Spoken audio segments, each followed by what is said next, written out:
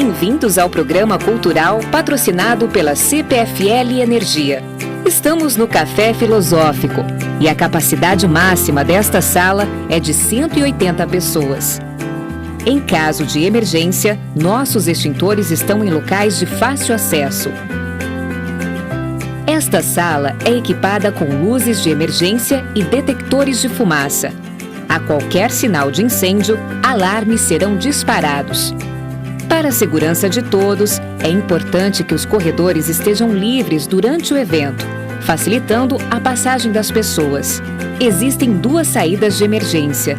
Uma é a porta de entrada e a outra é uma porta antipânico, presente na sala VIP.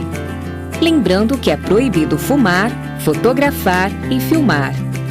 Por favor, desliguem seus aparelhos eletrônicos, que já vai começar. Muito obrigada!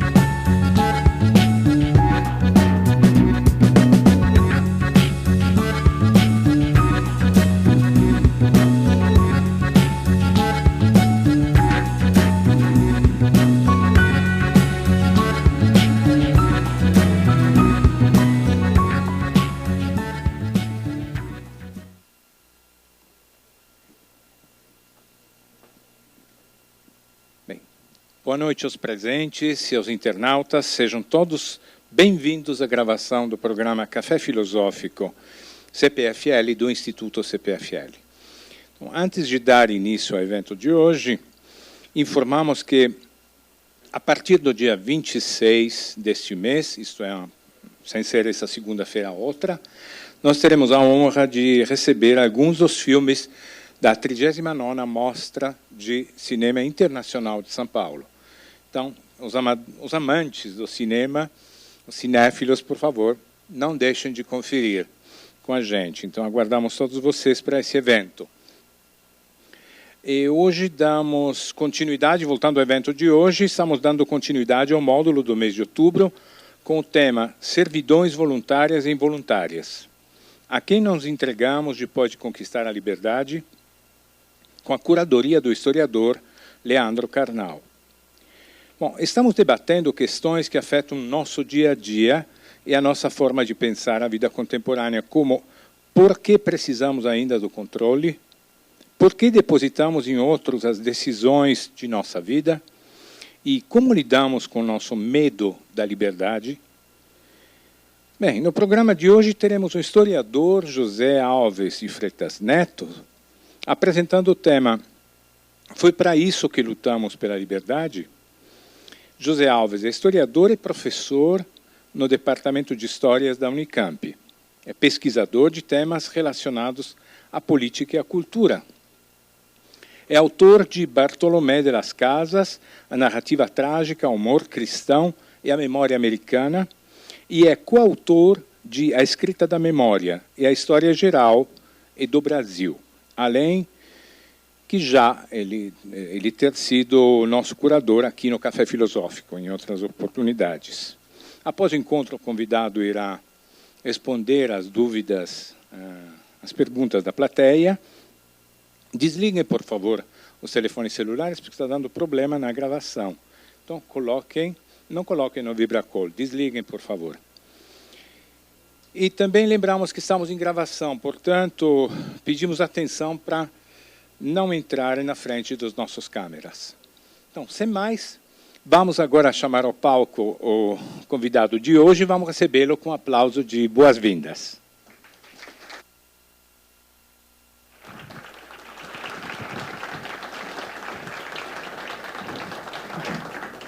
Boa noite.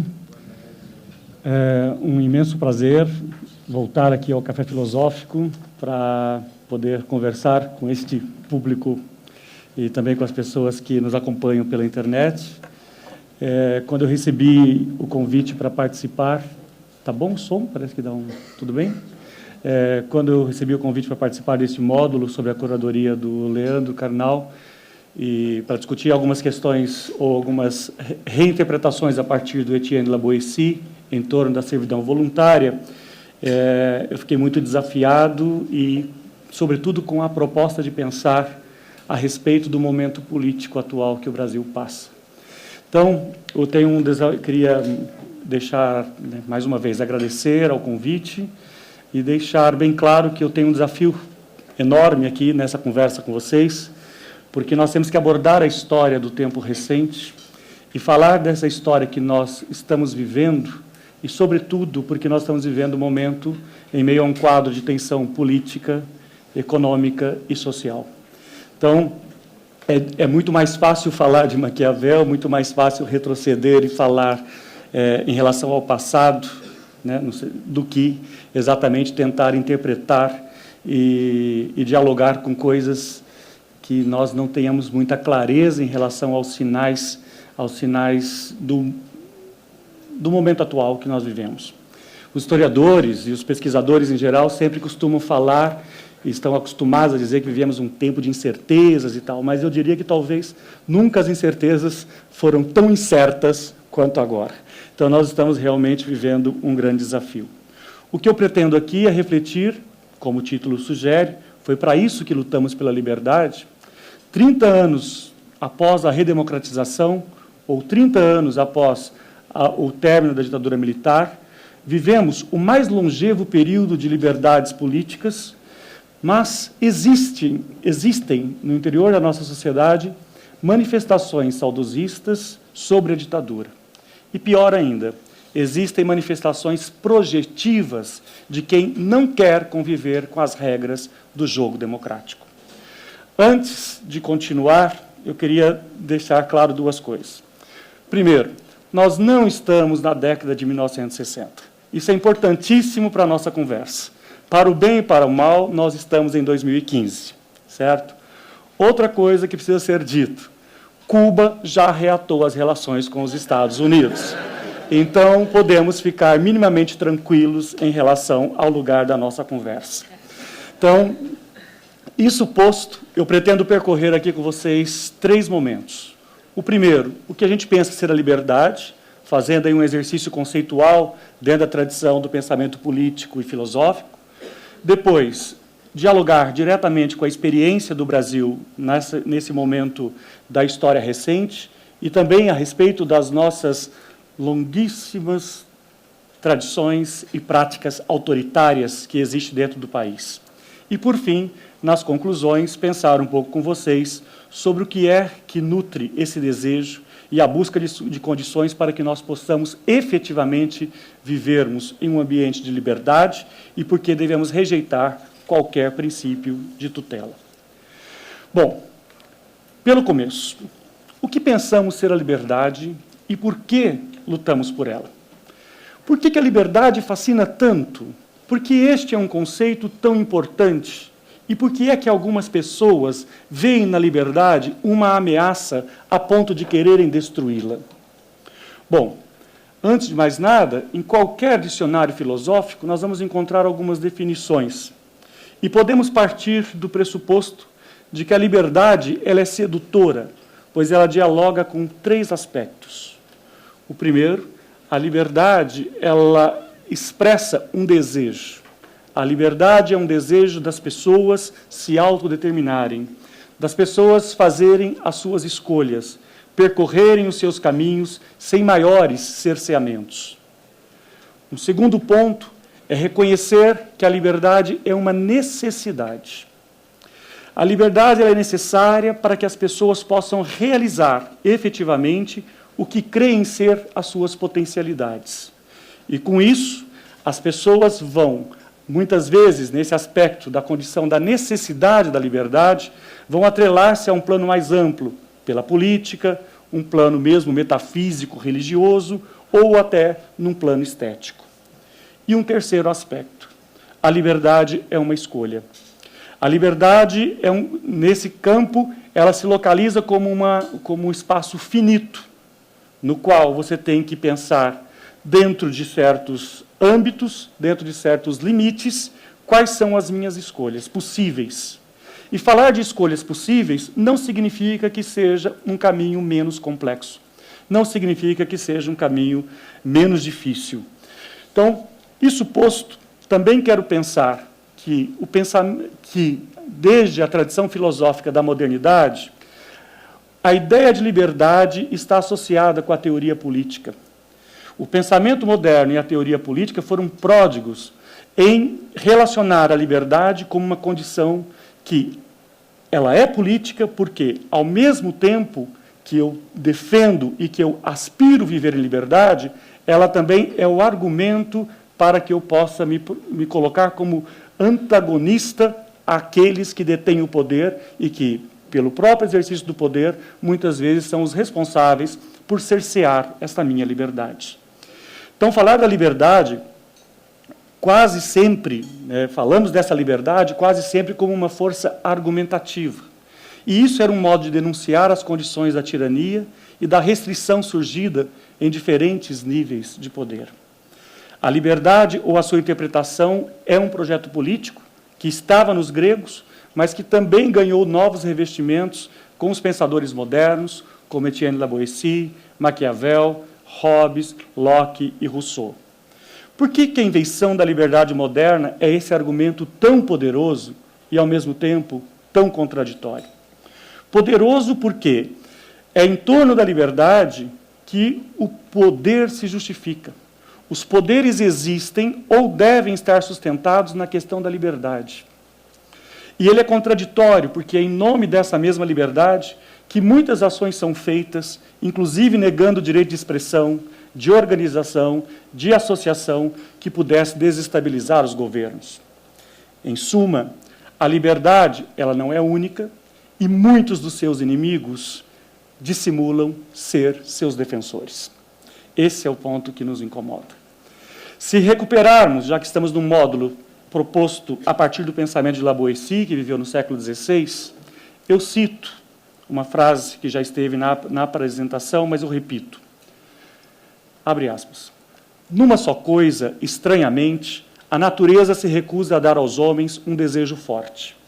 Trata-se da liberdade, um bem tão grande e tão aprazível que, perdida ela, não há mal que não sobrevenha, e até os próprios bens que lhes sobrevivam perdem todo o seu gosto e sabor, corrompidos pela servidão. A liberdade é a única coisa que os homens não desejam, e isso por nenhuma outra razão, senão a de que lhes basta desejá-la para a possuírem, como se recusassem conquistá-la por ela ser tão simples de obter.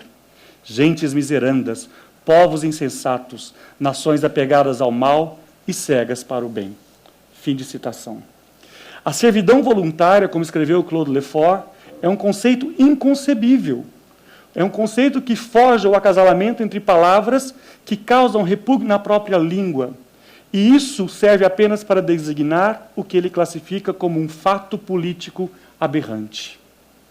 Ora, o que é que causa esse fato político aberrante? O que é que leva as pessoas a abrirem mão da sua liberdade ou de não lutarem por ela? Mais uma vez, La Boétie, cito, chamaremos a isso covardia? Temos o direito de afirmar que todos os que assim servem são os míseros covardes? Como não é covardia? Poderá ser desprezo? Poderá ser desdém? Quando vemos, não já 100, não já 1000 homens, mas 100 países, 1000 cidades e 1 milhão de homens submeterem-se a um só, todos eles servos e escravos, mesmo os mais favorecidos, Que nome é que isso merece? Covardia? Ora, todos os vícios têm naturalmente um limite, além do qual não podem passar. 2 podem ter medo de 1, ou até mesmo 10. Mas se 1000 homens, se 1 milhão deles, se 1000 cidades não se defendem de um só, não pode ser por covardia. A covardia não vai tão longe. Da mesma forma que a valentia também tem os seus limites. Um só não escala uma fortaleza, não defronta um exército, não conquista um reino. Que vício monstruoso, então, é esse que sequer merece o nome vil de covardia? Que a natureza nega ter criado e que a língua se recusa a nomear? É a servidão voluntária. Com esses trechos, nós já temos, pelo menos, algumas pistas para pensar por que é que nós tentamos renegar ou denegar essa experiência da liberdade. O fato político aberrante é que não estamos dispostos nem mesmo a lutar pela liberdade. É isso que incomoda tanto no argumento de La Boétie. Recuando um pouco mais, historiadores têm esse problema, né? Quando eles estão num ponto e eles estão achando que não estão claros, eles vão voltando para poder encontrar um lugar. Recuperando um pouco mais, na Antiguidade, voltamos a Platão. E eu voltei bastante, reconheço. Na República de Platão, portanto, nós estamos falando da passagem do século V para o século IV a.C., há uma teorização sobre as formas de governo, sobre o modo de viver na cidade justa e feliz. Platão, como vocês sabem, recebeu inúmeras leituras, à direita, à esquerda, ao centro, para cima, para baixo, por todos os cantos. Feito isso, nos interessa pensar que nessa república, Platão trata das formas de governo e das degenerações na forma de governo. Ao explicar os que negam a liberdade, ele faz uma crítica radical à democracia. Claro que a democracia para Platão não é a mesma, nem tem o mesmo sentido e nem a mesma concepção no mundo grego do que a nossa. Mas, de qualquer forma, tem algumas coisas que nos servem como pistas. A democracia é criticada não por ela mesma, mas pelo que ela permite acontecer, a origem da tirania.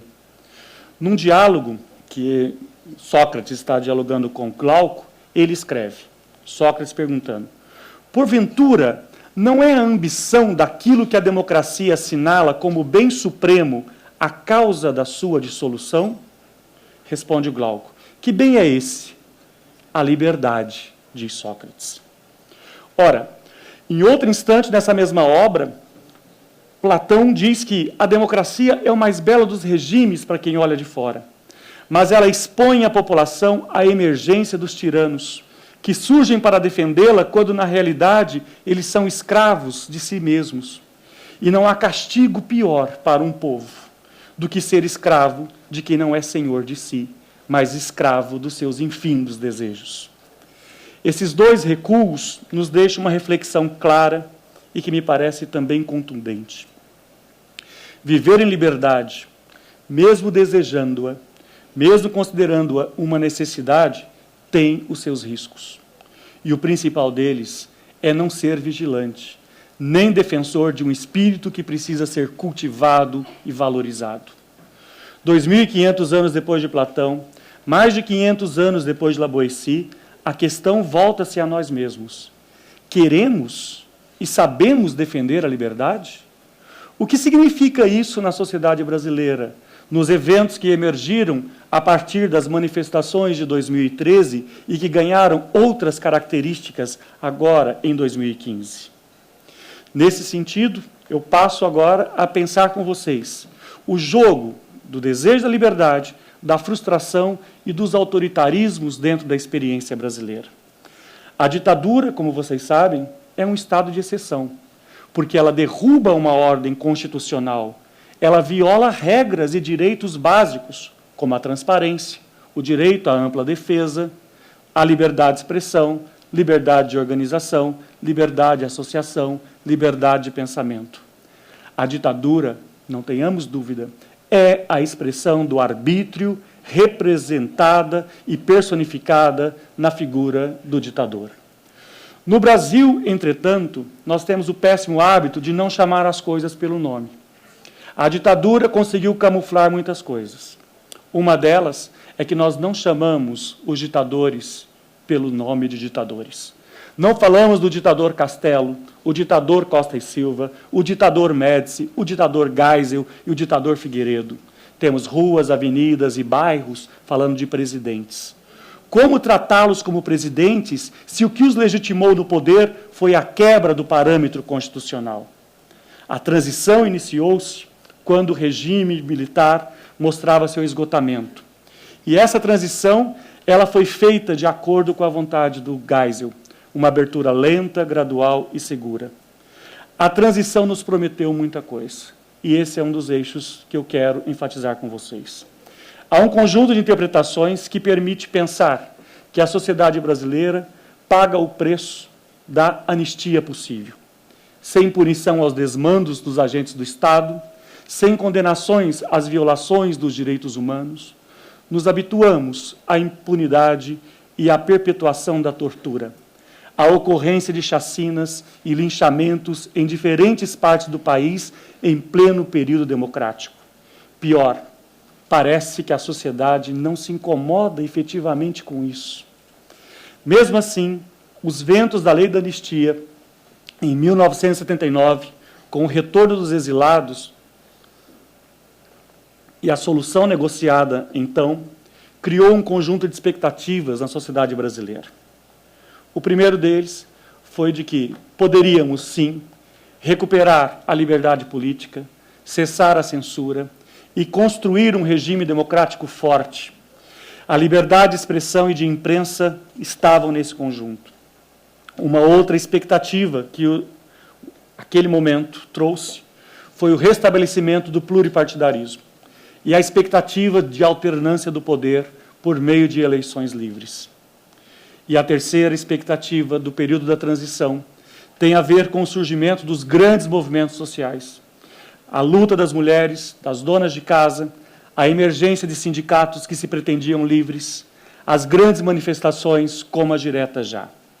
Em suma, esses 3 pontos nos apontam que nós tínhamos a expectativa de termos as liberdades políticas, resolver as constantes crises econômicas, sobretudo com a inflação e o problema da dívida externa, combater as desigualdades sociais e o perverso sistema de concentração de renda que ficou muito mais agudo durante a ditadura.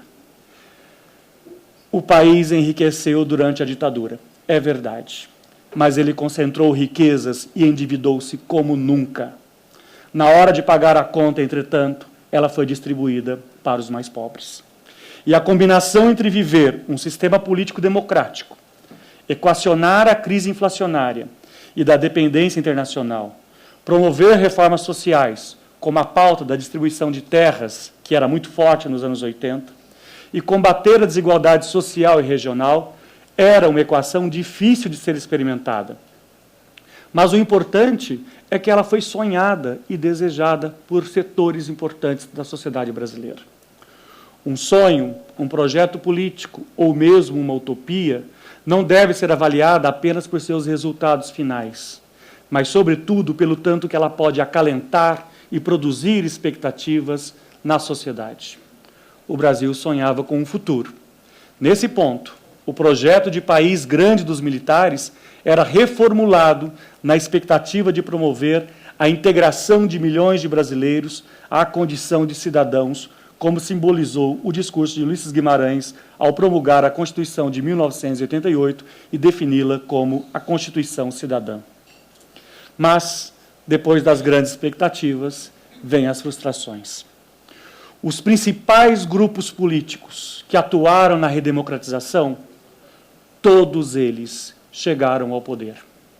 Os partidos mais consolidados estiveram ou estão no poder central, nos estados e nas cidades. PMDB, PT e PSDB. Todos eles foram responsáveis por conquistas importantes, mas também por fracassos retumbantes.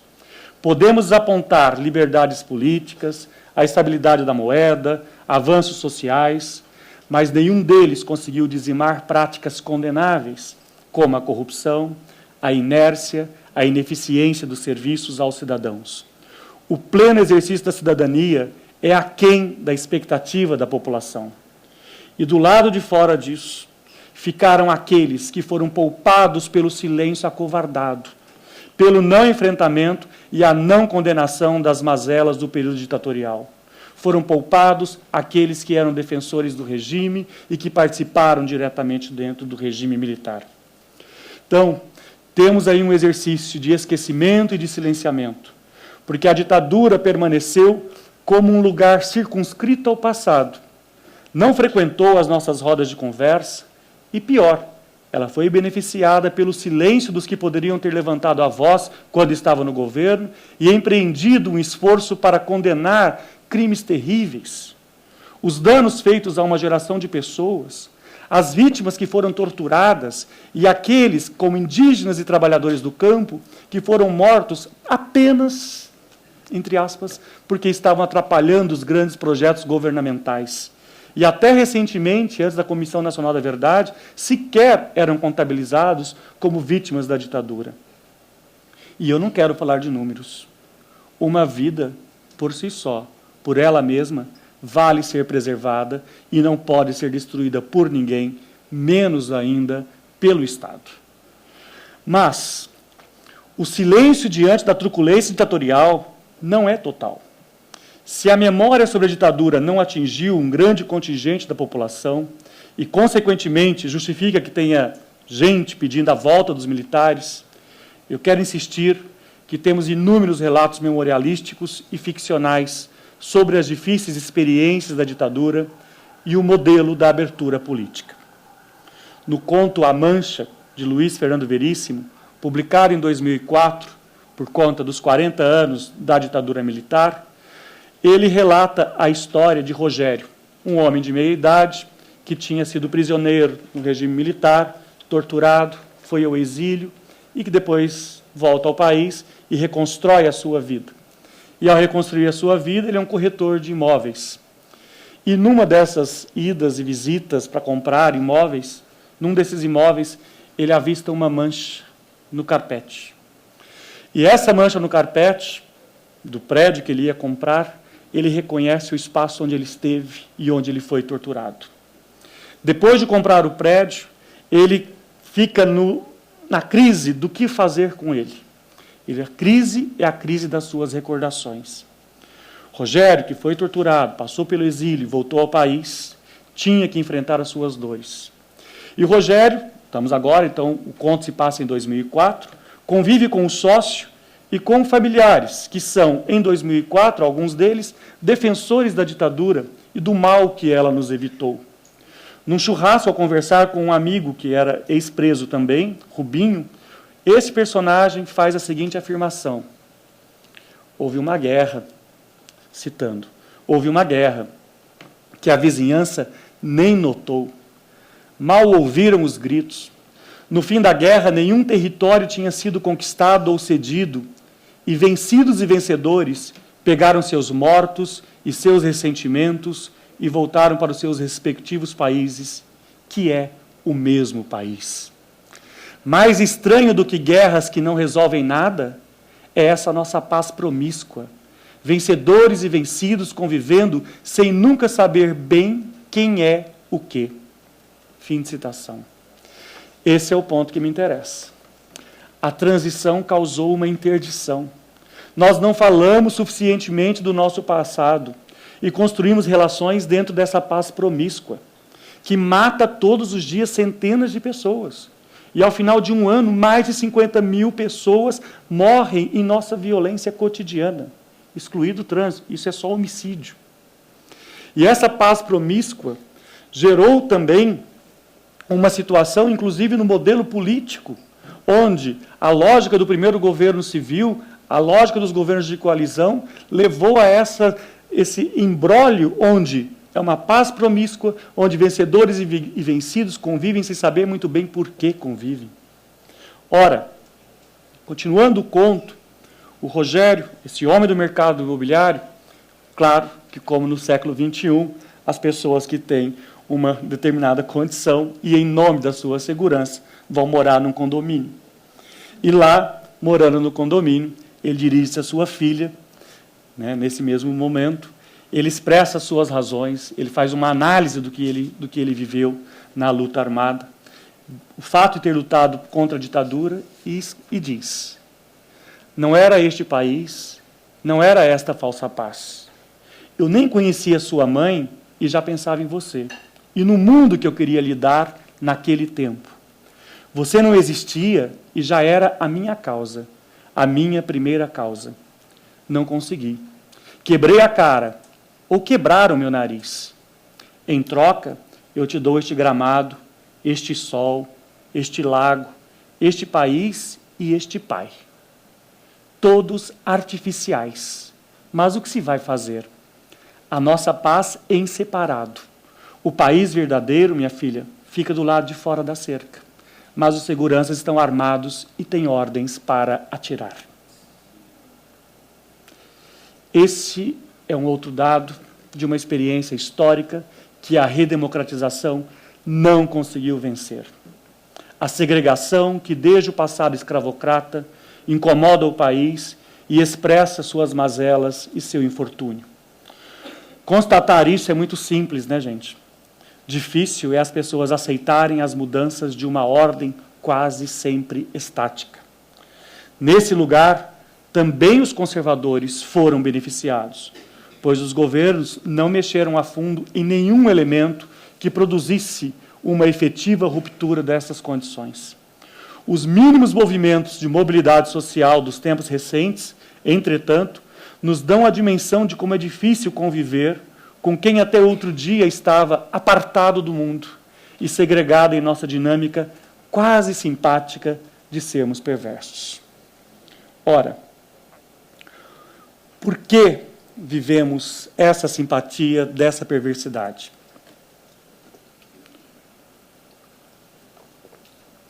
Podemos dizer que aqui fantasiamos soluções simplistas.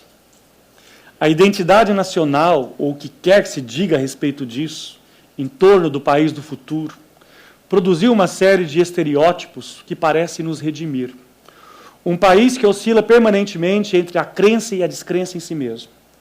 Quando qualquer coisa é errada, isso só acontece no Brasil, mesmo que aconteça em toda a parte do mundo, mas a gente fala, só acontece no Brasil. Mas dá um pouco de trela para a conversa, você vai ver, uma hora isso muda. Ora, é um ciclo, é numa conversa de minutos, as pessoas oscilam dessa passagem, dessa expectativa um tanto quanto ufanista e uma lógica extremamente decepcionada. E ainda esperamos a expectativa do olhar estrangeiro e das grandezas que tem no Brasil. A maior floresta, o melhor povo do mundo, as pessoas mais simpáticas e assim por diante. O que isso nos revela, gente? A dificuldade de conviver com processos e a aposta brasileira nas soluções imediatistas. Apostamos muito, muito mesmo, na anistia, nas diretas, na Constituinte, no plano cruzado, no impeachment, no plano real e continuamos. Nessa seara em que os defensores da ditadura ou do retorno dela estão inseridos. O país, nos dias atuais, não consegue reconhecer-se nem mesmo nos seus famosos clichês. Outro dia, li o post de um amigo na internet que ele disse o seguinte: quando você sabe o nome do presidente da Câmara dos Deputados e nem ousa falar a escalação da seleção brasileira, é porque a coisa está fora do lugar. E é isso mesmo. Nós estamos passando por tempos minimamente curiosos. Nós temos o esgarçamento das relações, a expressão sem pudor de muitos ódios, e, em especial, do autoritarismo como sendo o discurso mais fácil e mais automático para resolver os impasses do momento atual. Lamento dizer, mas o autoritarismo não é a solução, mas ele é a ampliação dos problemas. A democracia, por mais difícil que ela seja, e lenta, ela ainda é o caminho, e exige a sua defesa cotidiana, e não o silêncio e a cumplicidade com aqueles que querem destruí-la. Para os problemas da democracia, nós devemos resolver com mais democracia, com seu fortalecimento e compreensão de que existem limites e de que existem regras. Há um discurso assustador no ar, que é o discurso da antipolítica. Na Argentina, em 2001, quem me conhece sabe que é impossível falar qualquer coisa e não citar a Argentina, porque eu trabalho basicamente com pesquisas sobre eles. Em 2001, naquela crise, eles criaram, as manifestações populares, que todos se vajam, como eles dizem, que partam todos, bradaram os argentinos. Esse é um grito, todos quem? Todos os políticos. Que é um grito que está aqui no Brasil, que está por Madrid, está em Washington, está na Turquia, está em Hong Kong. A política foi tomada de assalto. E nós temos uma dificuldade de pensar que os partidos ou o altruísmo dos políticos possa existir. E isso não é apenas no Brasil, mas é uma crise de confiança generalizada. E com isso nós temos um período assustador, perigoso, de crescimento de fanatismos, crescimento dos fascismos, de grupos ultraconservadores que parecem ter perdido qualquer incômodo em expressar ideais problemáticos. Na Europa, com a questão dos refugiados, ou mesmo no Brasil, diante de bolivianos e haitianos, nós vemos manifestações cotidianas de xenofobia. Em vários circuitos, eu tenho escutado, e muitas vezes no circuito da rede social, que os que defendem o retorno da ditadura só o fazem porque faltou a eles aulas de história. Eu diria que os que pensam assim são otimistas. Parece-me que a situação é um pouco mais delicada. E eu vou dizer a vocês por quê. Vamos pensar no nazismo. Por que existem movimentos neonazis? Faltou ensino ou condenação àquele processo? Quantas obras foram produzidas por Hollywood? Quantas séries, quantos filmes passam nos canais abertos, estão bombardeados todos os dias, lotam salas pelo mundo afora, salas de cinema pelo mundo afora, e por isso deixou de existir defensores ou simpatizantes, mesmo em segredo, do nazismo? O nazismo nos obriga a fazermos algumas perguntas sobre o que teríamos feito nós naquele momento. O que teríamos feito nós naquelas circunstâncias e naquelas mesmas condições? Teríamos enfrentado o mal ou teríamos contemporizado? O discurso da condenação ao nazismo não fez com que o assunto e que os grupos nazistas possam se constituir uma ameaça. Ora, o que eu quero dizer com isso, de uma maneira análoga, que não bastam aulas de história e filmes que condenem a ditadura. É preciso colocar o dedo na ferida e combater diuturnamente os que defendem o autoritarismo como solução. E a maioria que clama por isso, desconfio, não é por ignorância, mas por convicção. E esse é o dado mais pessimista e difícil. Mas para ele também tem que haver um caminho. E o caminho não é simples, mas é não permitir que ovos de serpente sejam chocados. E essa não é uma responsabilidade dos professores de história, mas uma demanda ética e moral que exige o compromisso de todos. Não há como tergiversar com os defensores da escória humana. E esse é um alerta do nosso cotidiano, para que nós possamos estar à beira de porque podemos estar, à beira de um abismo, à beira de um precipício, e devemos nos afastarmos dele, se assim quisermos e agirmos para tanto. Ora, por que existem os defensores da ditadura? O que buscam e qual é a expectativa deles? Por que celebrar o chicote como saída, como solução? Um deles é o medo. O medo, como lembra Hobbes, é o que faz as pessoas abdicarem da sua liberdade no estado de natureza. A busca da garantia vital, da segurança vital, é que fez com que as pessoas abdicassem. Mas temos que pensar, muito tempo depois, que a vida não está garantida na vontade do tirano. A vida está garantida quando nós aprendemos a viver com os diferentes e quando nós aprendemos a viver em conjunto, por mais que aquilo contrarie as minhas expectativas iniciais. Outra hipótese, recuperando o argumento inicial do Lavoisier, que sequer lhe admite que seja esse, é a covardia. A covardia daqueles que não podem experimentar a conquista do outro, que aparenta não querer comprometer-se com nada e que simplesmente se cala diante do mundo. Por sentirem-se protegidos em seu discurso pela certeza da impunidade e pelos equívocos das nossas lideranças democráticas de todos os níveis e estirpes e grupos partidários. Então, temos que pensar no que é que nos ameaça. E a nossa liberdade, ela está ameaçada por, pelo menos, 3 eixos. Um político, um que eu acho que eu já mencionei, outro econômico e o outro que tem a ver com as mudanças culturais e sociais deste momento. Falando um pouquinho de economia. A América Latina passou por uma década de crescimento estupendo entre os anos de 2000 e 2010 e podemos esticar até 2013. A crise vem chegando em 2014 e 2015. Nesses últimos anos, temos visto, e não é segredo para ninguém, a crise econômica, o desaceleramento, né, e aí até mesmo um certo retrocesso. A mesma democracia e com o convívio com as regras de mercado asseguraram essas conquistas, é vista hoje como uma ameaça ao que foi conquistado. Entre 2000 e 2010, segundo dados da ONU, quase 500 milhões de pessoas deixaram a linha de pobreza no mundo e quase 8% delas estavam no Brasil.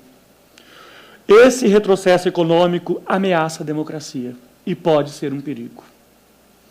Em outro segmento, a chamada classe média, na América Latina, hoje, segundo pesquisas do Latinobarômetro, 45% da população declaram pertencer à classe média. Mas esses dois dados, sair da miséria e pertencer à classe média, é tudo muito frágil. E com a crise que estamos vivendo, há o claro risco de perder estes avanços alcançados nesse período de expansão econômica. O revés econômico terá impacto político. Os conflitos ficarão ainda mais acirrados. A paralisia governamental e a instabilidade política têm sido o motor para a atual incógnita que estamos vivendo. A crise econômica dos nossos dias, já que aqui no Brasil somos experts em crises, quem é mais velho passou por várias, mas essa crise nos pega de uma forma diferente. Por quê? Porque os benefícios do crescimento se disseminaram de uma forma mais ampla. E o resultado não só foi menor pobreza, mas algo também sem precedentes. Durante esse período, pela primeira vez, foram registradas reduções significativas nos altos índices de desigualdade econômica em toda a América Latina. E uma multidão ameaçada também é combustível para oportunistas que não prezam a democracia. Politicamente, o risco da classe média deixar de ser classe média e dos pobres voltarem a ser miseráveis é um dado realmente que merece a nossa preocupação. A nova classe média, mais numerosa, empoderada e conectada, é um desafio para os governos e é um desafio para os analistas políticos. Os protagonistas das manifestações de 2015 também foram às ruas, e aqueles especificamente que defenderam a volta da ditadura, para manter seus privilégios. O ambiente de expansão econômica, liberdade política e mobilidade social assustou. Nada mais fácil do que culpar o outro pelas nossas mazelas. O Estado é caro, o custo dos investimentos em serviços públicos, ainda precários, mas menos do que no passado, porque hoje há mais acesso à escola, mais acesso à universidade, para falar apenas do campo em que eu atuo. Então, este custo indica quais são os alvos. E o autoritarismo que está hibernado também aparece nesse espaço, pois o que se viu foi uma expansão econômica contraditória e pouco sistemática quanto à garantia das conquistas sociais. Ganhou-se o direito ao consumo, mas não o direito à cidadania. Então, nós temos muitas forças se movendo. E, nesse conjunto, dentro de uma sociedade tradicionalmente imóvel, esse é um dado que nós temos que analisar para poder entender o comportamento da nova direita, que se organiza pelas redes, independentemente dos partidos, e que também vivemos um tempo de menor paciência e de maior urgência. Os grupos, eles atuam de formas organizadas e desorganizadas simultaneamente. O desemprego, a queda dos rendimentos e a interrupção dessa mobilidade social das maiorias são fontes para muitas das frustrações populares. Então, é isso que ajuda a explicar também aonde é que algumas pessoas que defendem certas soluções ortodoxas têm encontrado amparo.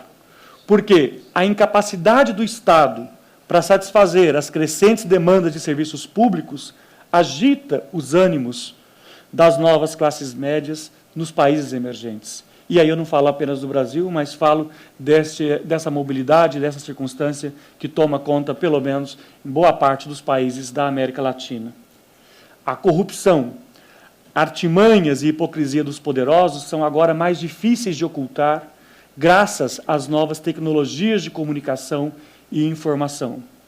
E, nesse sentido, governos paralisados, partidos políticos inertes que não conseguem dar respostas para as novas demandas das sociedades são realmente um verdadeiro combustível para a crise. Pensando agora uma mudança do ponto de vista das práticas culturais que o mundo virtual nos trouxe.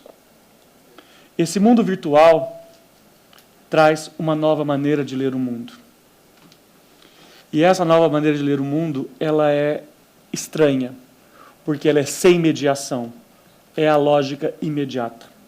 Nós somos infantilizados e pouco afeitos à crítica, pouco afeitos ao contraditório.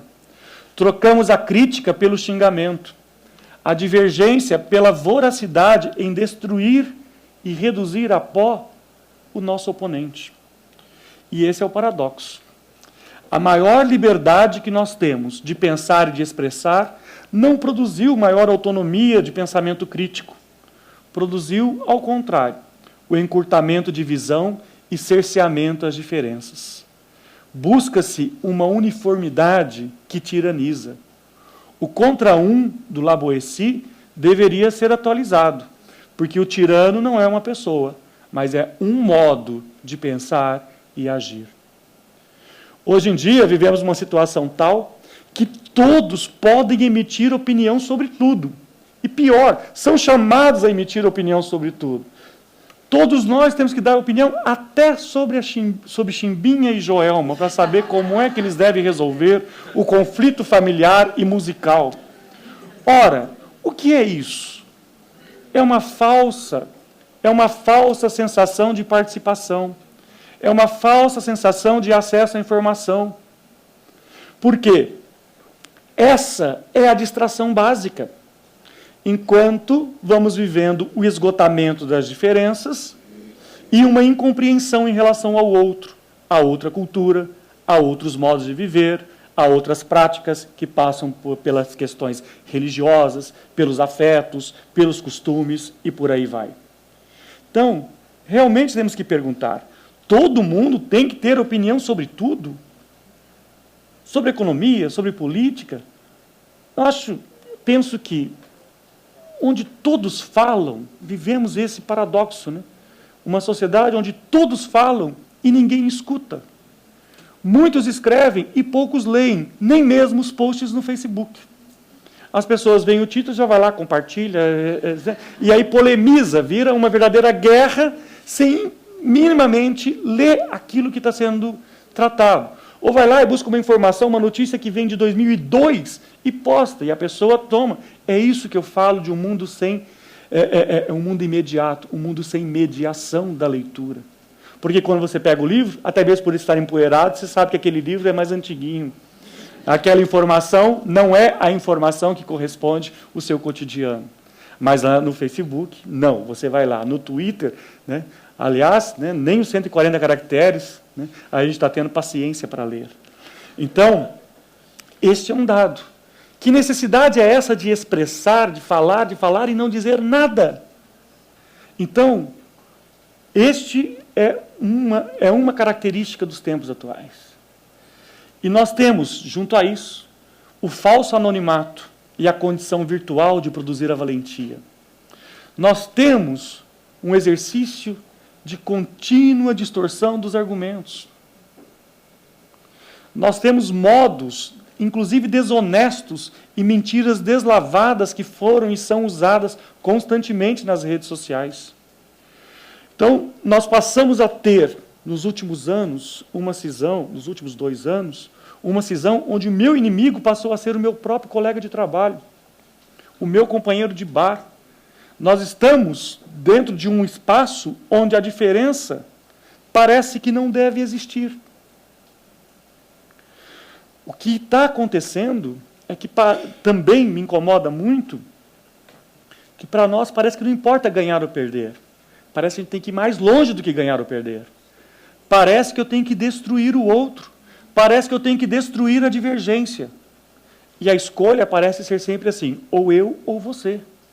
Ora, onde foi que nós perdemos a possibilidade de conjugar a primeira pessoa do plural, o nós? Então, a experiência poderosa de se mostrar sem recalques, como as redes sociais nos trazem, sem superego, transcendeu as redes sociais e contribuíram para esse clima sombrio que nós estamos vivendo. E o risco que nós temos não é a sociedade polarizada. O problema é supor que um lado tenha que vencer e silenciar o outro. A invenção de inimigos ajuda a manter tudo como está. Os profetas do caos, né? Para eles, o Brasil está ótimo, porque como que vão viver alguns apresentadores, colunistas e blogueiros sem essa situação?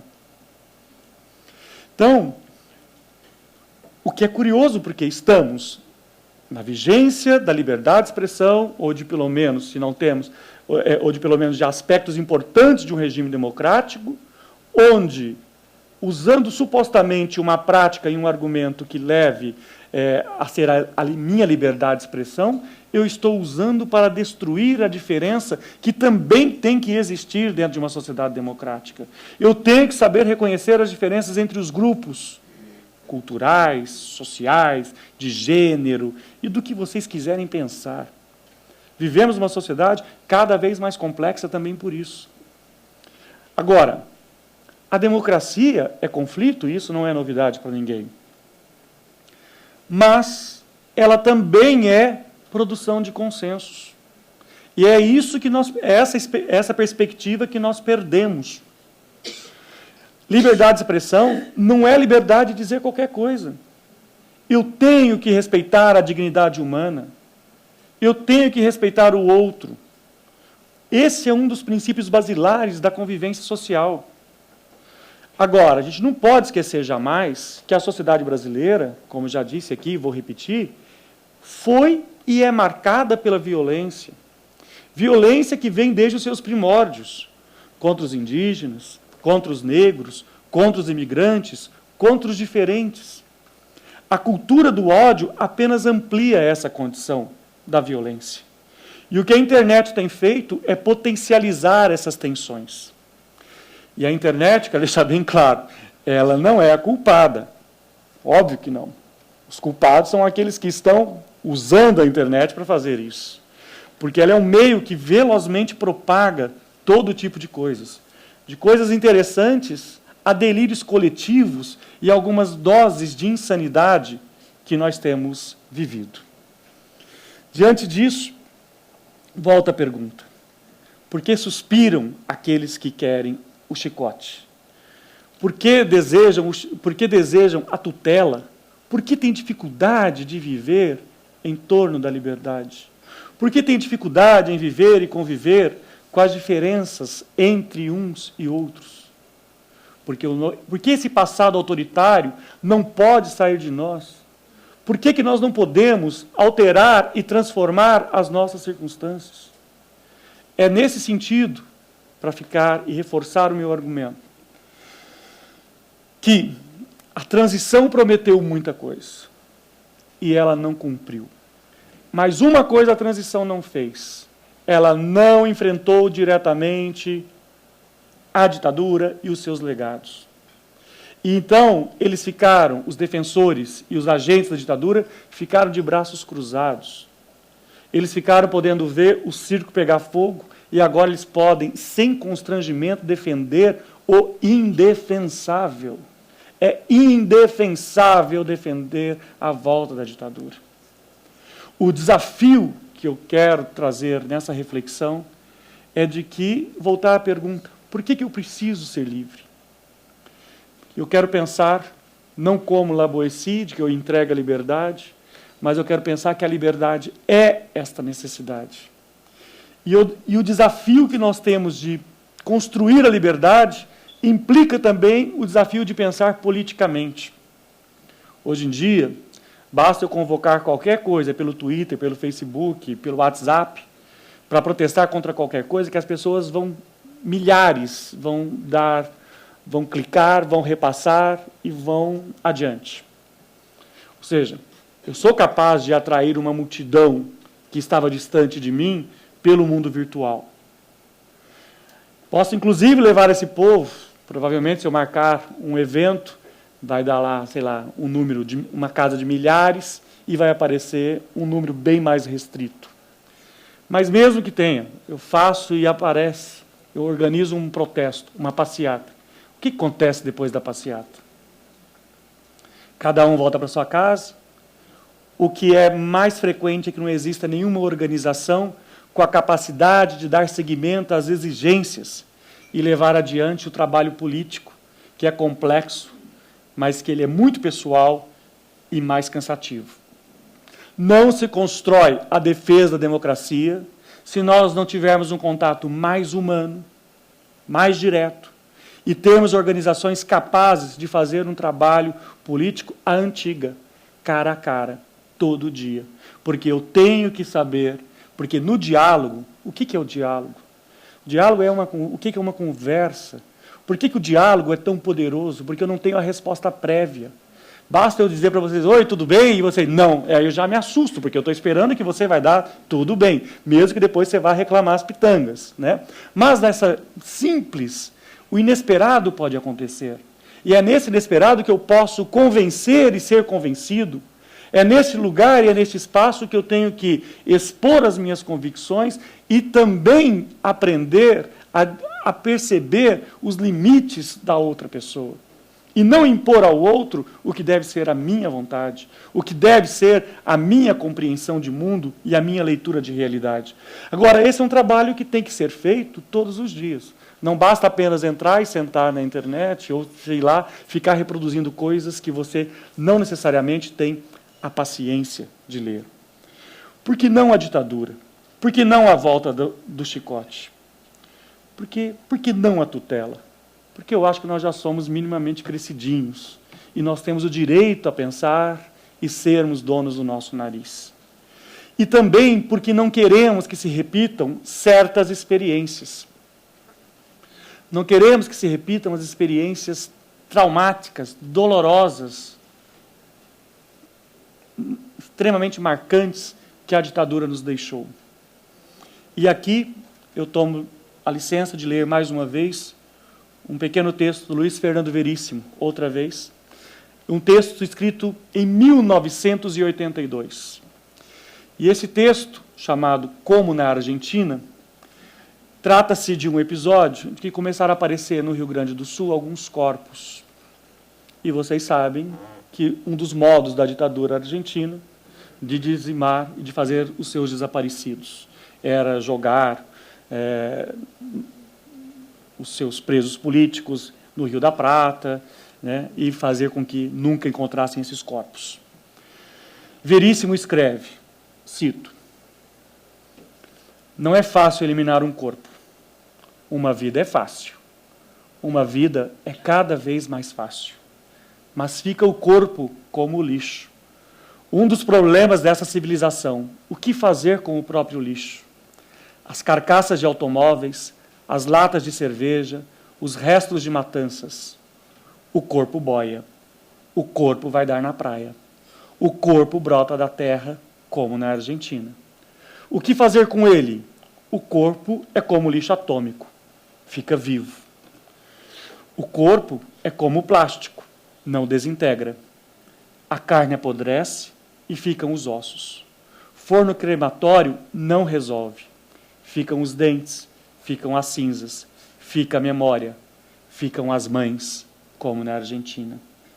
Seria fácil se o corpo se extinguisse com a vida. A vida é um nada.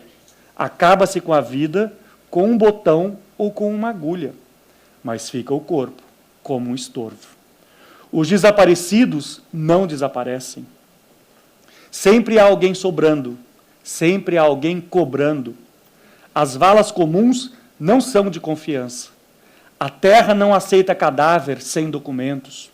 Os corpos são devolvidos mais cedo ou mais tarde. A terra é protocolar, não quer ninguém antes do tempo. A terra não quer ser cúmplice. Tapar os corpos com escombros não adianta. Sempre sobra um pé ou uma mãe.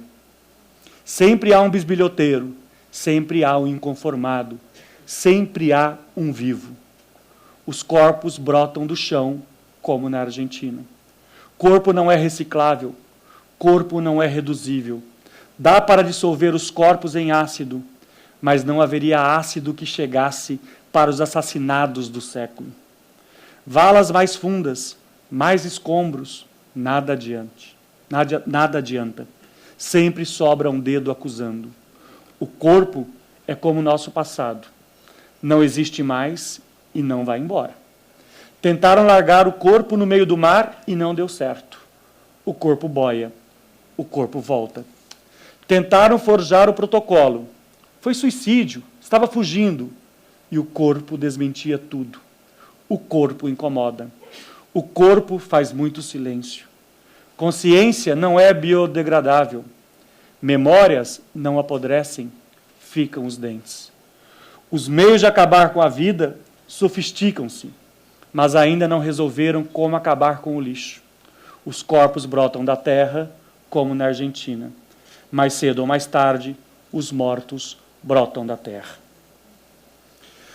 Dito isso, por que lutar pela liberdade? Por que condenar os que defendem a volta da ditadura?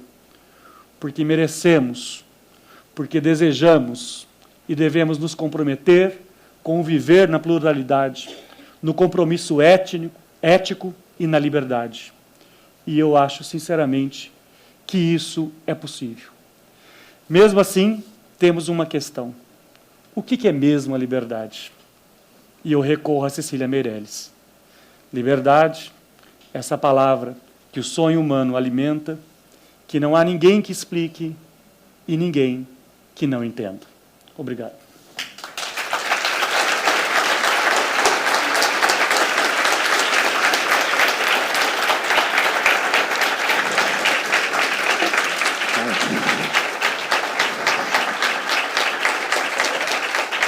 Que dizer, né, dessa palestra realmente, no mínimo, corajosa, apaixonada e provocatória.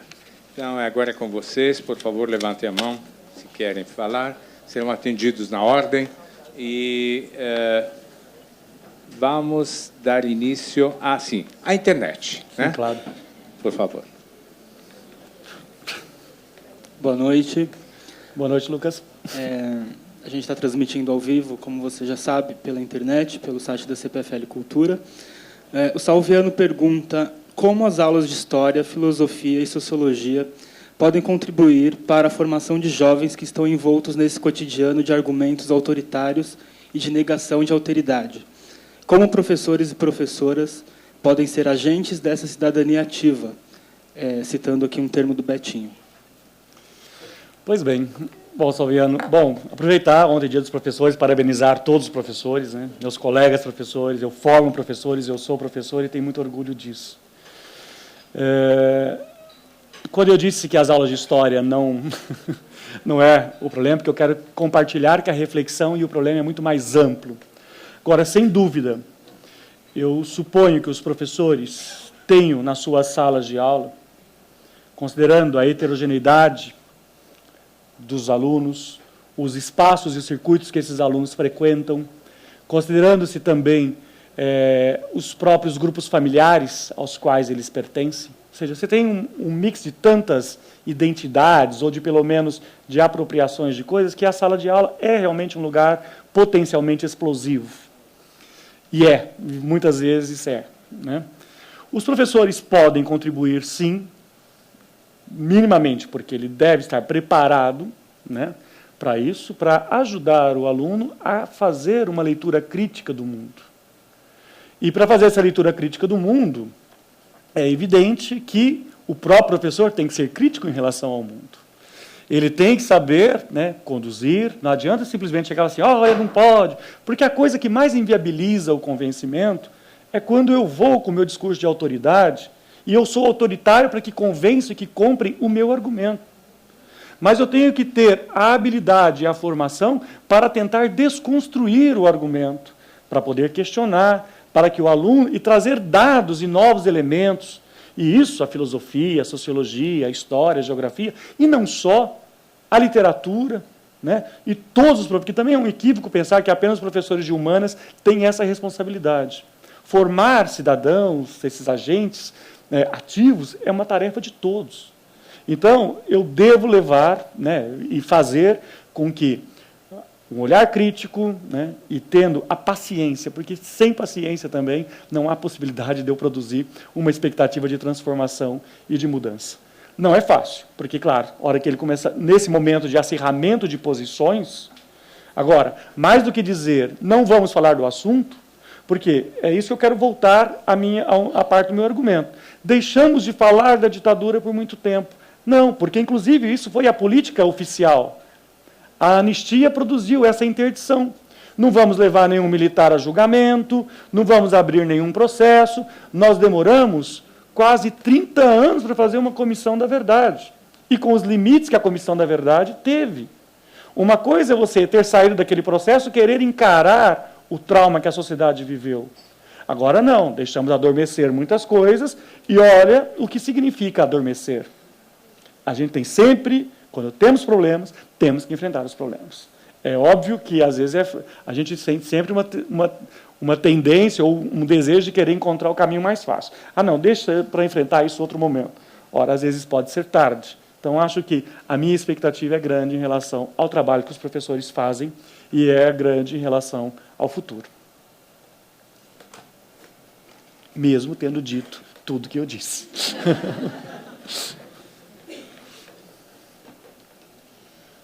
Doutor José Alves, obrigado pela palestra. Eu notei que você estava lendo uma série de... Seria excesso pedir que digitasse isso e colocasse... Eu acharia maravilhoso.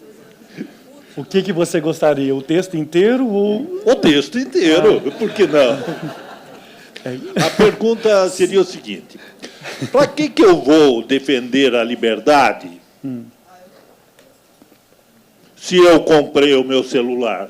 Por que eu vou defender a liberdade se eu pago o meu condomínio no Alphaville, onde o guarda está lá com o revólver defendendo o meu espaço? Por que eu vou defender a liberdade se eu compro o meu carro, se eu pago o meu estacionamento, se eu pago a minha cerveja? Por que eu vou defender a liberdade se durante 40 ou 50 anos o mundo inteiro, pelo menos o nosso mundo, disse que o comunismo é uma porcaria, o que é chique, tá? É o capitalismo, é o capital, bonito. Por que eu vou defender a liberdade? Tá? Se a liberdade é um negócio comum, não é meu. Por que eu vou defender a liberdade? Se eu for defender a liberdade, eu vou ser chamado de chato. de inconveniente, tá? De trouxa, de sei lá, um monte de coisa. Tá? Tá? Por que eu vou defender a liberdade se a liberdade, tá? Não é um bem meu, é de todo mundo, eu que de todo mundo não tenho dono? Ok. Então, eu acho que eu tenho que levantar. Bom, eu vou dar uma resposta bem simples. E o primeiro, eu sei, eu sei. Primeiramente, eu tenho que defender a liberdade, porque eu sou humano e eu me reconheço na liberdade. Eu me reconheço como humano quando eu sou livre. As pessoas que, e naquele sentido que eu falei da necessidade, vou voltar aqui a cola, né? Já nem acho mais tanto papel. Deu trabalho fazer isso aqui. Né? Bom, o desejo, a necessidade e a escolha. Né? Porque aqueles que estão, ou que vivem sobre uma circunstância, que sequer podem fazer as escolhas básicas, inclusive estas individuais, e talvez até egoístas do ponto de vista do consumo, né? elas também têm que pensar que a minha liberdade, quanto indivíduo, ela só existe se ela também tiver um diálogo com uma liberdade coletiva.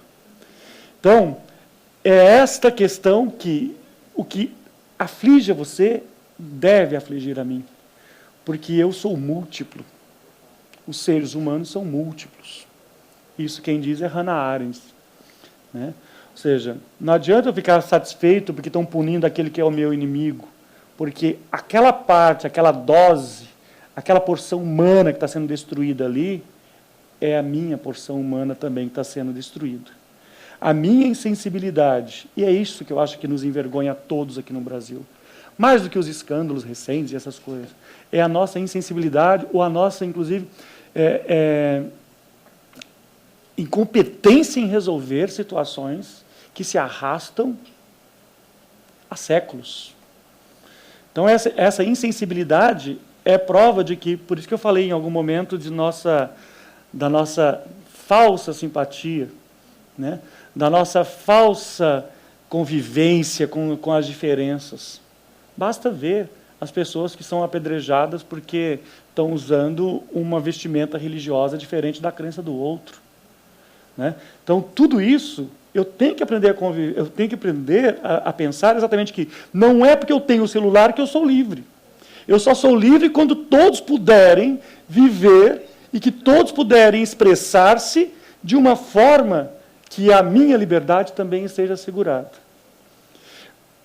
Um dos equívocos é quando nós associamos que a liberdade passa a ser simplesmente a liberdade do comércio. A liberdade ela tem uma dimensão política e ética muito mais ampla. Então, por isso, porque eu sou humano e a liberdade do outro sendo ameaçada é a minha também que está sendo. Acho que por isso. Não tem muito desenho por causa disso. É difícil? É difícil, mas é por isso. Sim? Boa noite. Eu queria... Uma coisa que me incomoda um pouco quando... Bom, no assunto ditadura, de uma maneira geral, muitas coisas me incomodam. Mas, na verdade, a maneira como a mídia, como a própria historiografia trata do assunto. E aí você tocou num ponto que me é muito caro e muito sensível, que é a questão da transição. Né? Como que essa transição foi feita aqui no Brasil. E o que me incomoda exatamente é essa questão da noção de pacto, a noção de negociação, porque vale lembrar que a lei de anistia ela foi votada por apenas 5 votos de diferença. Eu sempre costumo dizer que não existe pacto nisso, ou então alguém estava votando errado. Né? Porque 5 votos não é pacto. E 5 votos de diferença não configura pacto. E aí, além do mais, né, quando você fala que existe As pessoas não querem falar. Quando veio, né, a redemocratização, as pessoas não queriam falar no assunto, mas, assim, quando a gente fala em sociedade, a gente está falando de muita gente, né? Muita gente quis falar no assunto, muita gente falou no assunto, né? Acho que muitas conquistas que vieram desde a redemocratização até hoje, até 2015, foram fruto dessas pressões, né? A gente tem a Lei de Desaparecidos, tem a Comissão de Anistia, a Comissão Nacional da Verdade, e aí, acho que falando um pouco da Comissão Nacional da Verdade, né, quando saiu o relatório final, acho que muitos historiadores, sobretudo, criticaram porque não apareceu isso, porque não apareceu aquilo, porque estava tudo muito óbvio. E aí eu fiquei pensando, eu, enquanto historiadora e estudiosa do período da ditadura, fiquei pensando, eu acho que a gente devia ser mais cidadão e menos historiador nesse momento, né, porque tem muita coisa que foi trazida à tona que não é de conhecimento do grande público, né, e que pela primeira vez o Estado está reconhecendo a sua culpa. Então, eu não sei, assim, me incomoda um pouco essa noção de que no Brasil essa noção de silêncio brasileiro em relação à experiência, à violência ditatorial. Bom, excelente reflexão e questão, porque eu acho que tem a apresentação aqui, ela é geral, né? Então acho que não posso. Sempre vai ter grupos mais específicos que têm uma atuação e que não concordariam, evidentemente, com essa leitura. Quando eu estou dizendo, eu acho que tem um dado que é o modo como a memória sobre a transição está produzida. E aí a memória sobre a transição, ela é produzida a partir da noção de pacto.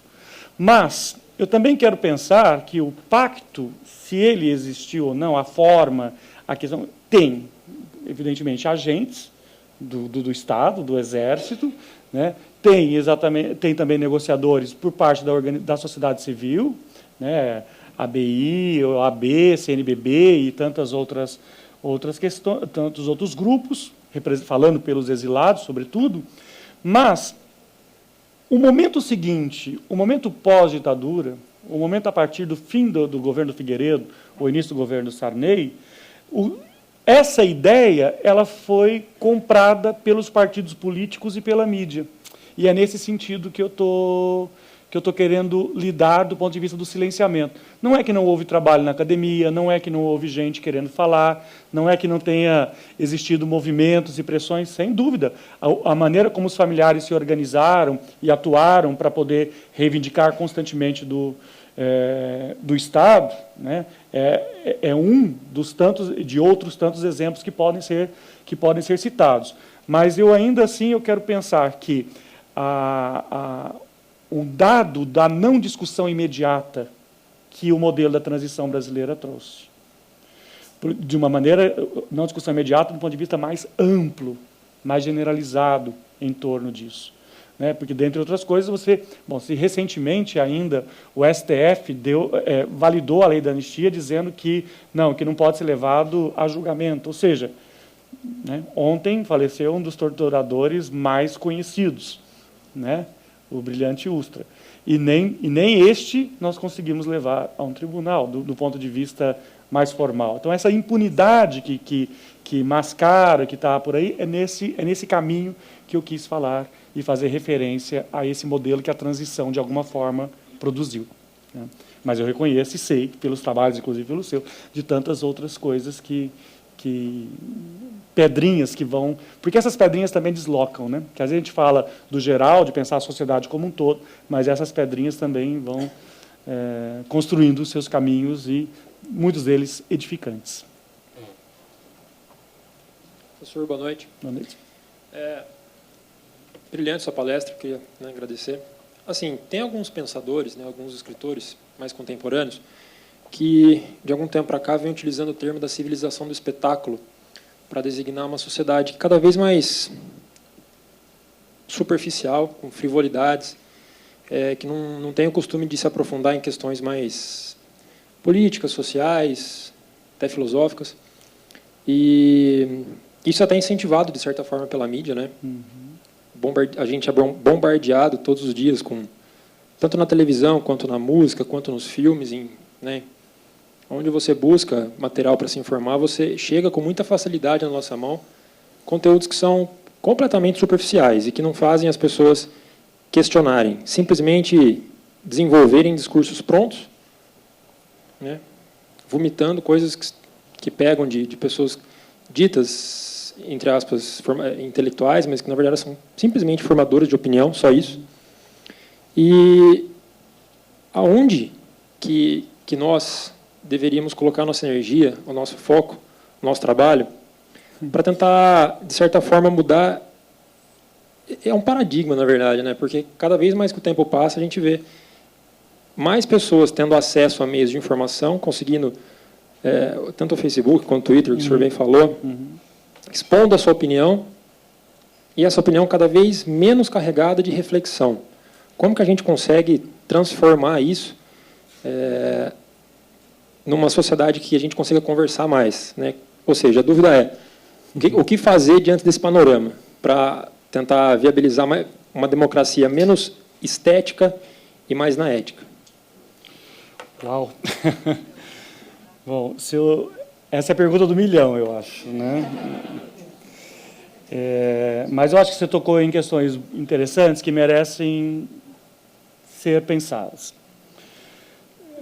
O fato de nós vivermos nessa sociedade, civilização do espetáculo e assim por diante, tem um conservadorismo também nessa crítica, né? Porque, afinal de contas, o acesso é muito mais abrangente, grupos ou pessoas que você não tinha ideia de como é que pensava, o que funcionava, se não estivesse na sua rua, no seu alcance, no seu bairro, na sua cidade, você talvez não tivesse ideia de como é que elas lidam, como é que elas pensam no seu cotidiano. Então, temos que ponderar também em relação a essa crítica, em relação a esse... Eu mesmo fiz aqui uma observação do ponto de vista de que tem, né, uma questão do imediatismo, que esse imediatismo é uma demanda que parece estar marcando a sociedade atual. Agora, como você sugeriu, eu acho que tem a questão a reflexão exige tempo. E tudo que as redes não permitem é que você tenha tempo. Porque parece que tem sempre acontecendo coisas mais interessantes ali, na tela, do que você ter a oportunidade de parar e pensar com seus próprios botões, né? Parar e pensar e fazer uma análise a respeito do seu próprio posicionamento, né? As pessoas, mesmo quando, né, os brasileiros gastam, não sei, saiu uma pesquisa essa semana, né, 3 horas, não sei quantas horas do dia no trânsito, 3 horas diárias, 30%, um número espantoso. Se essas 3 horas no trânsito elas fossem tempo de alguma reflexão mínima, porque já que o trânsito não anda, mas ela não é, porque as pessoas estão irritadas, não porque o trânsito não anda, claro, também pelo trânsito não anda, mas porque elas supostamente estão perdendo alguma coisa. Elas vão ao celular, troca de rádio 1000 vezes, ou troca de música, e assim por diante. Então, o dado da reflexão, a reflexão é uma tarefa elitista. E ela sempre foi. A filosofia é elitista, né? Me perdoem os filósofos que pensam de uma outra forma, mas ela é. O comportamento de manada, ele é um dado porque as pessoas também querem poder... poxa vida, o que eu quero mesmo é ligar o meu rádio, dançar minha música, escutar o que eu quero para poder espairecer. Porque ela não quer estar de frente com ela mesma. Agora, sem dúvida alguma, uma produção de uma sociedade menos estética e mais ética passa pelos confrontos e pelas circunstâncias que nós estamos lidando.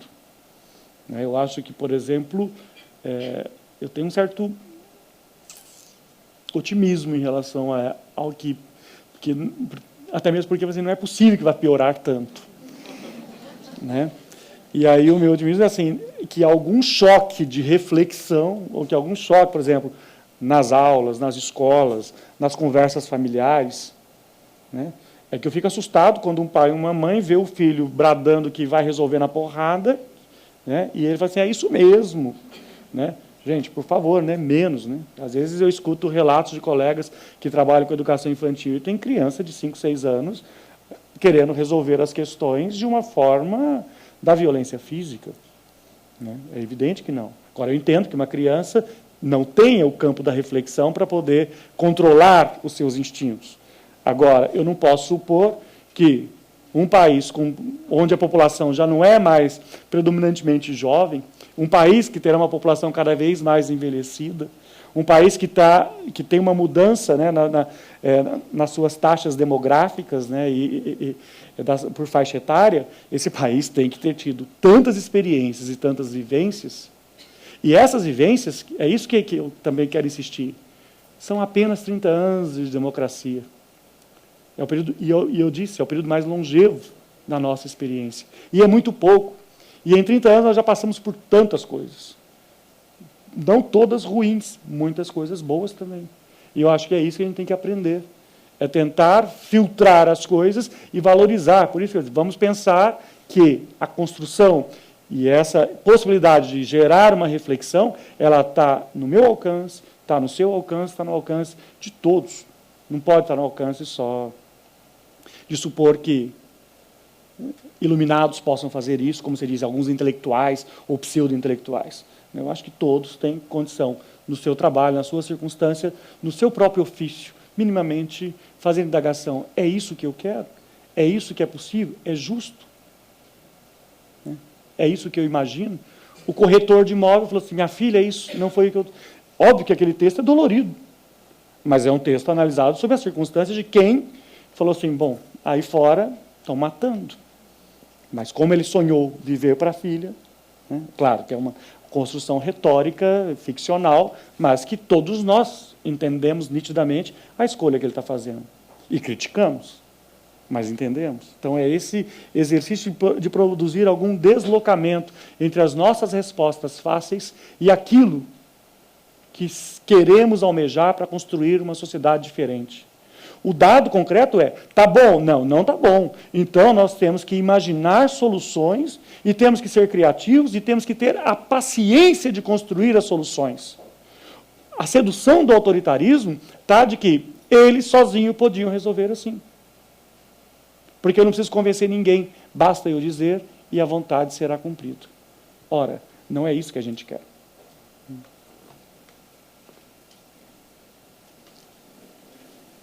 Um pouco baseada na provocação do amigo ali, né? Eu queria que você discorresse um pouco sobre liberdade e ilusão.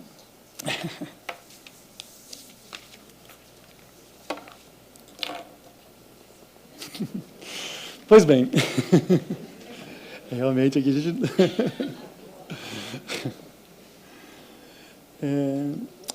Pensando a liberdade, vou começar por aqui, começando pelo tema que eu mais falei. Eu acho que quando as pessoas pensam a liberdade, eu posso dizer que às vezes tem uma certa idealização em torno da liberdade. E é nessa idealização que você possa chamar a atenção de uma certa ilusão.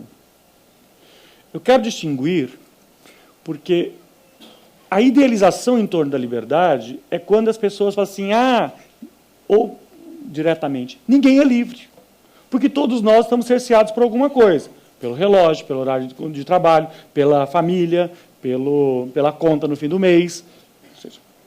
Ora, eu sei que eu tenho restrições. Quando eu estou falando em liberdade, eu não posso supor, e aí acho que o seu sentido, ou se não for o seu sentido, é o que eu vou dar ao sentido da ilusão, eu não posso atribuir a mim uma capacidade ou uma ilusão de liberdade que não está no meu alcance. Eu posso ter a ilusão de ser livre, bater asas e voar, eu posso ter a ilusão, mas eu não tenho nenhuma das condições de bater asas e voar. Então, o que me resta, não a mim, mas a outros que já fizeram, inventar formas para o homem voar. Mas, o que eu estou querendo dizer com isso? Que a liberdade, como um fato, e como um dado filosófico, como um dado social, como um dado político, como um dado cultural, a liberdade ela só pode estar dentro da capacidade humana. Eu não posso dizer que a minha liberdade é assim, eu queria ser livre para... Sei lá, eu decidi agora que eu quero ganhar... Se eu sou livre, por que eu não posso disputar as Olimpíadas do ano que vem em salto à distância e ganhar uma medalha de ouro? Não. Não. Querer não é poder. Querer pode ser um passo para poder. E acho que, às vezes, as pessoas, para poder criticar a liberdade, fazem essa reflexão. Agora, eu sou capaz de fazer liberdades, por exemplo, eu sou capaz de fazer escolhas. Por exemplo, hoje vocês decidiram vir aqui. Eu poderia ter ido diretamente ao bar, né? Ou eu posso ir ao bar depois, eu posso preparar a minha aula ou não preparar a minha aula, eu posso decidir que eu vou continuar namorando ou eu vou separar, eu posso decidir que eu vou mudar de cidade ou não. Todas essas escolhas implicam riscos, e eu vou calcular todas elas. Então, o fato de eu ter pensado nesses riscos, e aí a minha advertência, a reflexão nessa noite, é que eu tenho que calcular quais são os riscos desse discurso autoritário que está dentro de nós. Então, a liberdade, para mim, não é uma ilusão. A liberdade é uma condição, voltando e insistindo, para que eu possa me afirmar como humano, né? E aí, claro que alguém vai assim, mas ele está essencializando, né? Tá, sim, eu estou essencializando nesse momento apenas para facilitar a nossa reflexão, para facilitar a nossa compreensão de que eu sou o outro também.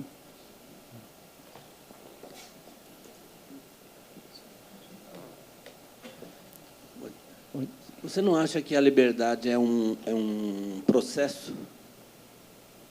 Porque a gente confunde liberdade com ter, com ser, com ideal. Eu acho que liberdade é um processo na vida de cada pessoa. Ela vai se descobrindo a liberdade para ela. Não existe um modelo, né? É um processo. E as pessoas vão descobrindo os seus próprios limites e vão se construindo nessa experiência da própria vida, né? Os homens são o que fazem de si mesmo, disse o Sartre, né?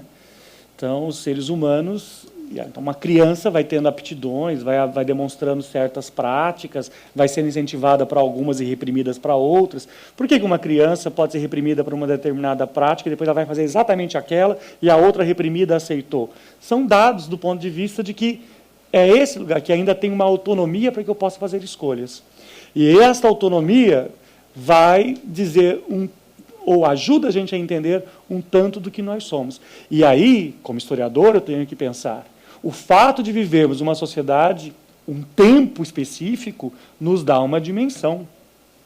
O fato de nós vivermos o século XXI, tendo passado pela experiência da ditadura, nos dá a dimensão de falar por que a ditadura não deve ser desejada, né? Então, é por isso que porque os homens também aprendem, não apenas no que ele vive pessoalmente, mas naquilo que ele viveu que outros grupos e outras sociedades experimentaram. Não que vamos todos repetir, ou que vamos todos evitar, mas teremos sempre este caminho. E aí eu concordo contigo, é um processo. Provavelmente, se eu perguntar a você se você se sente mais livre hoje do que quando você tinha 18, provavelmente as pessoas dizem que sim, mesmo que a fantasia seja a publicidade, ser jovem, né? O jovem faz tudo o que quer, a hora que quer, e parece-me, talvez não tenha tanta a clareza de que aquela liberdade, ou de que a liberdade era efetivamente a liberdade sonhada, ou a liberdade que ela podia usufruir permanentemente. Sem dúvida, se eu olho para trás, eu tinha menos compromissos aos 18 do que eu tenho hoje, né? Mas, ao mesmo tempo, eu também posso dizer que, por alguns critérios, eu posso fazer algumas escolhas, não todas, né? Tem algumas coisas que, claro, a fatura do cartão de crédito entra pela porta sem eu escolher. Agora, tem a escolha de ir lá e consumir, né? São só para fechar aí. Sim? Pergunta do Francisco. Gostaria de saber como o senhor avalia a ascensão de grupos religiosos no Congresso. Esses parecem dispostos a limar direitos e liberdade em vez de ampliá-los, caso do Estatuto da Família. Eles são uma antítese do que esperávamos da democracia ou são parte das diferenças com as quais devemos conviver? Mas, o aperfeiçoamento da democracia passa pela transparência. Como o senhor vê o apego da classe política ao sigilo de contas, documentos, informação pública, etc.? Muitas perguntas numa só e nenhuma fácil, né? Vou tentar organizar. Eu, geralmente, como eu esqueço as coisas, eu vou anotando. E aqui eu não consegui nem pegar todos os dados, mas eu vou tentar responder e depois você me lembra o que eu não falei. Eu acho que a ascensão de grupos religiosos, e eu quero ter muito cuidado ao fazer essa fala. Religião e política são campos conflitivos. Por quê? A religião são conflitivos porque eles estão em uma competição, porque ambos disputam o mesmo ser. Deixa eu me explicar, que a cara de vocês foi de quem não entendeu o que eu estou falando. Eu sou um cidadão brasileiro e posso ter a minha crença.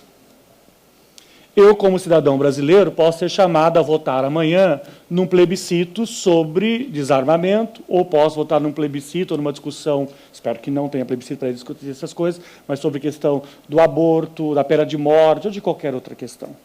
São questões que perpassam um debate político. Político pensado aí como uma dimensão social e coletiva. Ora, provavelmente as minhas escolhas, elas serão derivadas da minha matriz religiosa. Então, nós já assistimos vários momentos ao longo da história dessas tensões entre religião e poder político, entre religião e Estado. O fato deles viverem essa competição não significa que eles não busquem um atrair o outro.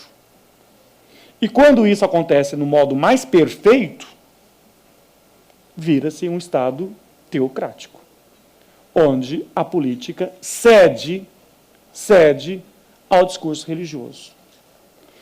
Agora, então acho que esse é o primeiro ponto que a gente tem que ter clareza em relação a essas aproximações. Por outro lado, então, eu vejo com uma certa preocupação, mas também não quero execrar, porque há uma liberdade do ponto de vista de que as pessoas podem defender as suas crenças e as suas convicções. O problema é que os que não lidam com essa mesma perspectiva não votam de uma forma tão homogênea. A proporcionalidade de deputados ligados a grupos religiosos ela é maior do que os grupos que supostamente representam na população brasileira. Então, acho que isso nos dá algumas diretrizes. Agora, o Estado de Direito democrático, ele tem que preservar, e isso é importante que se diga, não é apenas a questão da maioria, mas é preservar, sobretudo, os direitos e as liberdades das minorias. Um Estado democrático só será um Estado democrático quando, mesmo sendo minoritário, eu tenha os mesmos direitos e que eu tenha as mesmas oportunidades e inclusive instrumentos legais para proteger a minha existência. O Estado não pode ser uma ameaça. E se o Estado, via discurso religioso, está ameaçando grupos, esse é um risco. E esse é um risco que também devemos ficar atentos em relação a isso. Acho que essa era a questão mais importante. Tem a questão do sigilo, claro. Uma sociedade democrática tem que ter transparência. Né? Tem que ter transparência em relação aos dados, em relação às informações. E acho que é isso. A sociedade está tão conturbada, também tem a ver com essa consciência ou com essa ação, hoje em dia, em torno das questões... Porque a transparência a publicidade do ato governamental é um elemento básico também para a gente falar se existe ou não, ou pelo menos para medir a qualidade de uma democracia. Sim? Boa noite a todos aqui presentes, boa noite, professor doutor José. Eu queria fazer uma indagação sobre muitas questões, na verdade, né? Porque, primeiramente, é um prazer, uma excelente palestra que você deu, assim, sensação muito boa mesmo. E, assim, quando nós nos deparamos com todas as coisas que você falou, as passagens que você citou, tudo mais, eu, por exemplo, me surgiu a curiosidade sobre algumas coisas, por exemplo, a questão do imediatismo social, muitos chamados por muitos como geração manchete, na qual nós passamos hoje, né, das 140 caracteres, que ninguém lê mais nada. O próprio Bauman, o Zygmunt Bauman, um sociólogo sensacional polonês, esteve aqui no Brasil e teve pouquíssima repercussão na mídia. Ele falou coisas espetaculares. E o próprio fala muito sobre a liquidificação das relações sociais. Então, ele também cita que a interpretação subjetiva e seletiva de discursos sobre bandeiras sociais é um sério problema, porque uma frase que você falou que me achei genial foi que a reflexão é elitista, a filosofia é elitista. Então, muitos grupos elitistas hoje em dia, ou até com oposições, sei lá, extremistas, não se reconhecem como extremistas ou como elitistas. E tanto é que tem uma reflexão hoje em dia que nos pergunta sobre a demagogia, como diria Ayrton Senna, a falsa demagogia da esquerda e direita, que hoje em dia talvez as coisas meio que se mesclem, né? Porque realmente a sociedade na qual vivemos hoje é muito complexa, o acesso à informação é irrestrita. Por exemplo, o quão profundo eu posso ir numa relação, uma informação, depende somente de mim mesmo. Eu sou alguém da área muito analítica, eu trabalho no centro de pesquisas, eu sou técnico em mecânica, mas eu estou aqui hoje, eu consigo ir a fundo de muitos outros temas, porque a quantidade de informações que temos hoje em dia é gritantemente nunca antes vistas, né? Chega a ser um pouco assustadora, talvez.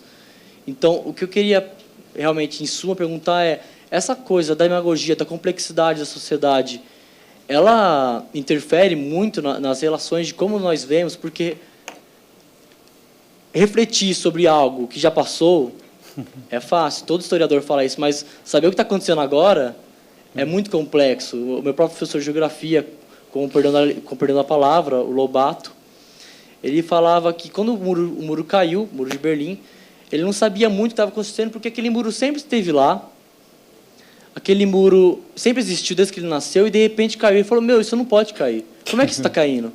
O mundo é assim desde que eu sou criança. Então, estamos passando por muitas mudanças. Como que a sociedade, o próprio senhor e todos podemos ver de uma melhor forma, não saltando por demagogia, sabe, não sendo hipócrita? Bom, várias questões também. Primeiramente, eu vou limpar minha barra com os meus amigos filósofos. Quando eu digo que a filosofia é elitista, ela é elitista do ponto de vista no modo de fazer, no ato de filosofar. Mas não significa que a pretensão do discurso filosófico seja elitista. Porque boa parte, uma das grandes questões que a filosofia sempre nos trouxe, foi exatamente a capacidade de pensar em grupos nos quais não estão diretamente envolvidos. Então, meus colegas, em minha área de formação original. Bom, então, no mais, eu acho que você traz essa questão do universo midiático. Sabemos que tem uma mídia muito concentrada no nosso país, mas também as novas mídias ajudam a quebrar um pouco dessa significação e dessa importância. As mídias tradicionais são importantes ainda porque elas convivem e elas são produtoras de conteúdo para as outras mídias. Porque é engraçado, porque você, quando compartilha, geralmente é o texto do jornal, de um portal ligado a um grupo de comunicação, de televisão, ou assim por diante. Então, acho que este é um espaço para se pensar, e que nem tudo que aparece nas novas mídias, nas novas tecnologias, é ruim. Quando você traz essa questão da demagogia, a demagogia ela não é exclusividade da direita ou da esquerda. Né? Agora, num café anterior, eu recomendo que você veja, publicidade, né? Eu falei sobre quem engana quem, que é analisando a obra do Maquiavel, né? A Mandrágora, onde as pessoas, por exemplo, buscam ser enganadas.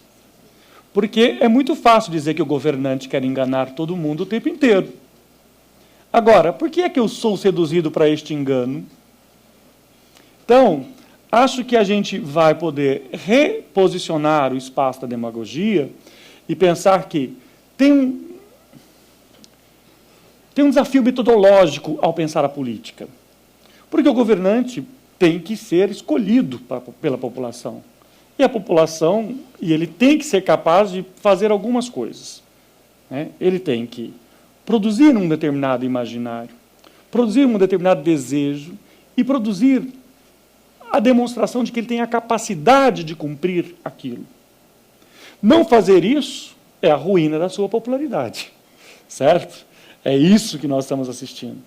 Nesse sentido, todo governante, ou todo aquele que se habilita a entrar para a política, pode ter compromissos muito sérios, e pode ter boas vontades, boas ideias, mas ele também vai ter que ceder aquilo que... Porque não tem como eu querer seduzir alguém, namorar, e a pessoa está simplesmente... Eu tenho que descobrir o que ela espera, e aí eu tenho que enaltecer o que eu tenho para que ela me deseje.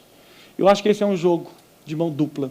Eu não gosto de pensar as relações políticas como se fosse pura e simplesmente um grupo de malvados, que são os políticos, e um bando de gente inocente que está aqui para ser trollada, triturada pelos políticos. Ora, não é só isso, né? Nós temos a nossa parte nesse jogo, porque nós fazemos parte do jogo.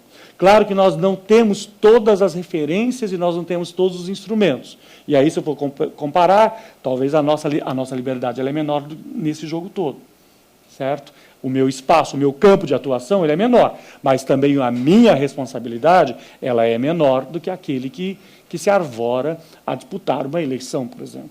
Eu não disputo eleição nem para síndico de prédio, porque imagine uma eleição. Por quê? É a sua vida, você tem várias questões que você perde nisso.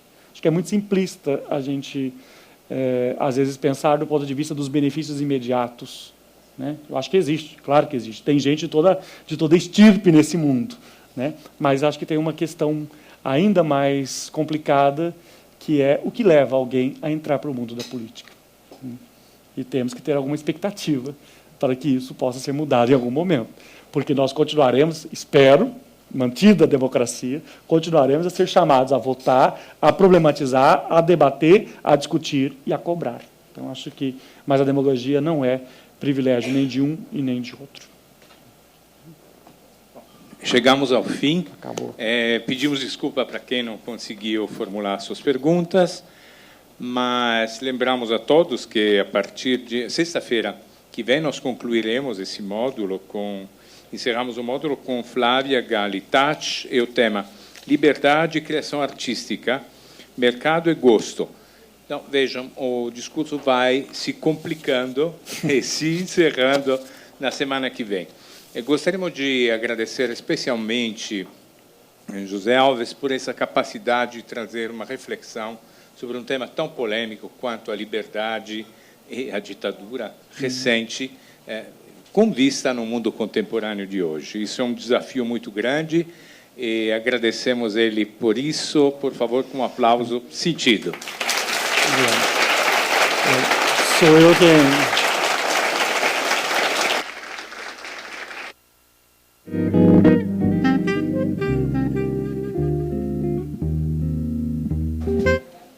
Eu só queria exatamente agradecer pelo convite mais uma vez e pela rica experiência de poder conversar. Eu disse isso antes, agora já que terminou, a gente pode... já participei do café em algumas vezes, mas esse foi o mais desafiador para eu fazer.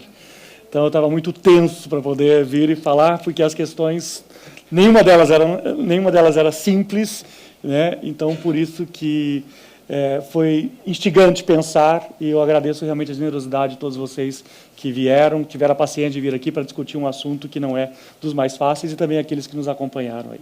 Espero revê-los em outro momento. Até mais. Obrigado.